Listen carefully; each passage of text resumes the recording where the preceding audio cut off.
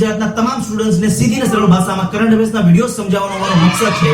અમને સપોર્ટ કરવા માટે સબસ્ક્રાઇબ જરૂરથી કરજો અને બાજુના બેલ આઇકોનને જરૂરથી દબાવજો જેથી દરરોજ સવારે 4 વાગે તમને સવારના પોરમાં વિડિયોઝ તમારા મોબાઈલ સુધી મળી રહે. વિડિયોઝની લાસ્ટમાં આ પ્રકારનું બટન દેખાશે, તેની પર ક્લિક કરીને આજના વિડિયોની પીડીએફ ફાઇલ ફ્રીમાં તમને મળી રહેશે. તમારે એની માટે એક પણ રૂપિયો ચૂકવવાની જરૂર નથી આ ચેનલ ઉપર.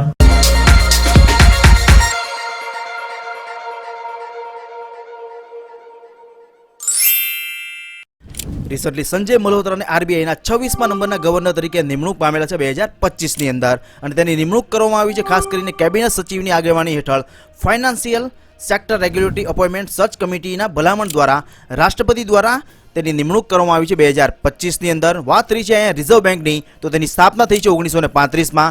પ્રથમ ગવર્નર હતા ઓઝમન સ્મિથ. પ્રથમ ભારતીય ગવર્નર પૂછે તો સીડી દેશમુખ. મિત્રો, તમારે નીચે કોમેન્ટ બોક્સમાં લખવાનું છે કે ભારતના રાષ્ટ્રપતિ અત્યારે કોણ છે અને કેટલામાં નંબરના છે. જો તમે આ વિડીયોની અંદર જેટલા પણ ક્વેશ્ચન પૂછેલા છે તો તમે ડિટેલમાં આન્સર તમે કોમેન્ટમાં લખશો તો વિડીયોની નીચે કોમેન્ટ બોક્સમાં તમારો ટોપ ઉપર આન્સર હશે અને તમારું નામ તેમાં જોવા મળશે.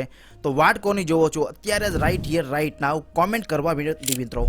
ત્યાર પછી ભારતના નવા કંટ્રોલર અને ઓડિટર જનરલ બનાવવામાં આવ્યા 2025ની અંદર કે સંજય મૂર્તિને 15મા નંબરના મિત્રો, અને આની નિમણૂક કરવામાં આવે છે ભારતીય બંધારણના 148મા અનુચ્છેદ મુજબ રાષ્ટ્રપતિની ભલામણ દ્વારા કેગની નિમણૂક કરવામાં આવે છે અને 2025ની અંદર બનાવવામાં આવ્યા છે કે સંજય મૂર્તિને. ક્લિયર.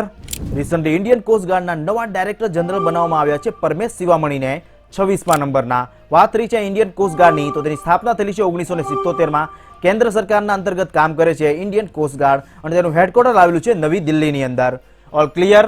ત્યાર પછી સમંતા હાર્વીએ 2024માં બુકર પ્રાઇઝ જીત્યું છે, જે ઇંગ્લેન્ડની આ મહિલા છે જેની આત્મકથા છે એક ઓર્બિટ નામની આત્મકથા, જે એક યંત્રિક્ષ પર આધારિત એક બુક છે. અને આ બુક્સ ખાસ કરીને જે પ્રકાશિત થાય છે યુકે મતલબ ઇંગ્લેન્ડ અને આયર્લેન્ડમાં જે પ્રકાશિત થતી અંગ્રેજી ભાષાની જે નવલકથા છે તેની માટે આ બુકર પ્રાઇઝ આપવામાં આવ્યું છે 2024ની અંદર.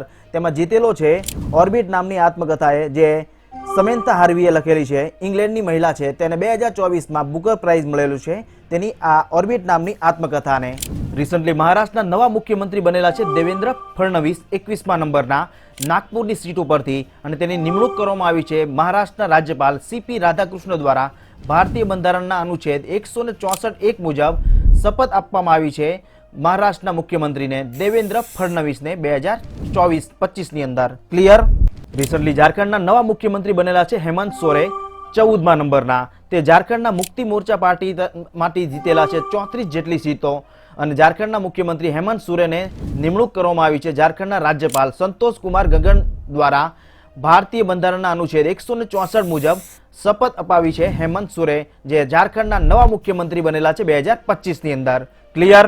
ત્યાર પછી મોસ્ટ ઇમ્પોર્ટન્ટ ક્વેશ્ચન છે મિસ યુનિવર્સ 2024-25 ડેનમાર્કની 21 વર્ષની વિક્ટોરિયા કજેરી થેલ્વિંગે મિસ યુનિવર્સનું ટાઇટલ જીત્યું છે 2024-25માં. આની 73મી આવૃત્તિ છે જે મિસ યુનિવર્સનું ટાઇટલ જીત્યું છે ડેનમાર્કની 21 વર્ષની વિક્ટોરિયા કજેરીએ. ક્લિયર. અને આનું આયોજન કરવામાં આવ્યું હતું મેક્સિકો સિટીની અંદર, અને આમાં ભારત તરફથી ભાગ લીધેલો હતો રિયા સિંહ, જે આપણી ગુજરાતની છે અને ગુજરાત તરફથી ટોપ 30માં તે પહોંચી હતી મિસ યુનિવર્સનું અંદર. આ ખાસ યાદ રાખવું ગુજરાતની કોમ્પિટિટિવ એક્ઝામને ધ્યાનમાં રાખીને. વાત રહી છે મિસ યુનિવર્સની, તો તેની શરૂઆત કરવામાં આવી હતી 1952ની અંદર. ક્લિયર.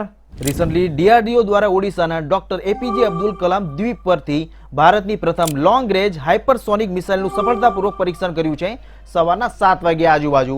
આ ભારતની સૌથી લાંબી અંતરની હાઇપરસોનિક મિસાઇલ છે.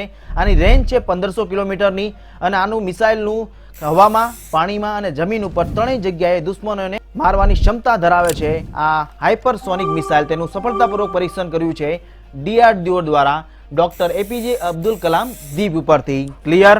ત્યાર પછી ભારતનું 57મા નંબરનું ટાઈગર રિઝર્વ બન્યું છે મધ્યપ્રદેશના રાતાપાણી વન્યજીવ અભયારણ્ય. તેવી જાહેરાત કરી છે કેન્દ્રીય પર્યાવરણ અને વન અને જળવાયુ મંત્રાલયના મંત્રી ભૂપેન્દ્ર યાદવ દ્વારા 2025ની અંદર. વાત રહી છે મધ્યપ્રદેશની, તો તેની કેપિટલ છે ભોપાલ. મુખ્યમંત્રી છે મોહન યાદવ 19મા નંબરના. ક્લિયર. રિસન્ટલી ગુજરાતમાં સૌથી મોટો વેસ્ટ ટુ એનર્જી પ્લાન્ટનું ઉદ્ઘાટન કરવામાં આવ્યું છે અમદાવાદના પીપળજની અંદર.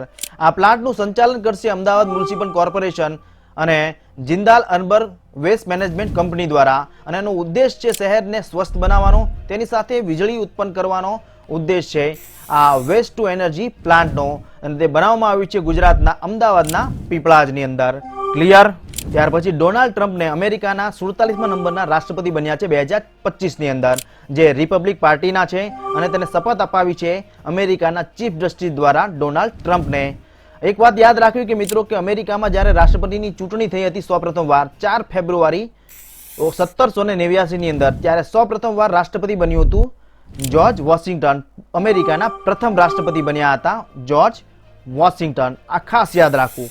રિસન્ટલી સંજય ખન્ના ભારતના 51મા નંબરના ચીફ જસ્ટિસ બન્યા છે 2025ની અંદર, જેને શપથ અપાવવામાં આવી છે ભારતીય બંધારણના અનુચ્છેદ 124(2) મુજબ રાષ્ટ્રપતિ દ્વારા. વાત રહી છે સુપ્રીમ કોર્ટની, તો તેની સ્થાપના થઈ છે 26 જાન્યુઆરી 1950ના રોજ. અને સુપ્રીમ કોર્ટના પ્રથમ મહિલા ચીફ જસ્ટિસ કોણ હતા એ પૂછે તો ફાતિમા બીબી હતા. આ ખાસ યાદ રાખવું એક્ઝામ પોઈન્ટ ઓફ વ્યૂથી મિત્રો, મોસ્ટ ઇમ્પોર્ટન્ટ છે. Okay, next. રિસન્ટલી મોહના સિંહ LCA તેજસ ફાઇટર જેટ ઉડાડનારી પ્રથમ ભારતીય મહિલા બની છે 2025ની અંદર, જેણે આ કારનામો કરીને બતાવ્યો છે જોધપુરમાં યોજાયેલી તરંગ શક્તિ યુદ્ધ અભ્યાસ દરમિયાન. આ કારનામો કરીને બતાવેલો છે અને આ મહિલા ભારતીય વાયુસેનામાં 18મી ફ્લાઇટ બુલેટ સ્ક્વોડમાં જોડાવનારી પ્રથમ ભારતીય મહિલા છે. મોહના સિંહ LCA તેજસ ફાઇટર ઉડાડનારી પ્રથમ ભારતીય મહિલા છે. આ ખાસ યાદ રાખવું. ક્લિયર. ત્યાર પછી વિશ્વવિખ્યાત તબલાવાદક ઝાકીર હુસેનનું 73મા વર્ષની ઉંમરે નિધન થયું છે અમેરિકાના સેન્ટ ફ્રાન્સિસ્કોની અંદર, જેનું પૂરું નામ છે ઝાકીર હુસેન અલારખા કુરેશી, જેને 5 ગ્રેમી એવોર્ડ મળેલા છે. આ ખાસ યાદ રાખવું ઝાકીર હુસેનને. ક્લિયર. વિડિયોસ પસંદ આવે તો નીચે કોમેન્ટ બોક્સમાં જરૂરથી લખજો કે વિડિયોસ કેવો લાગ્યો અને તમે કોઈ નેક્સ્ટ વિડિયો કયા ટોપિક ઉપર બનાવવા માંગો છો. કોમેન્ટ જરૂરથી કરજો, જેથી નેક્સ્ટ વિડિયો તે ટોપિક પર બનાવવાની કોશિશ કરશું આ YouTube ચેનલ ઉપરથી. હું આશા રાખું કે તમારો દિવસ આજનો ખૂબ જ સરસ જાય. તમારી આવનારી એક્ઝામ માટે best of luck. Thanks for watching the video મિત્રો.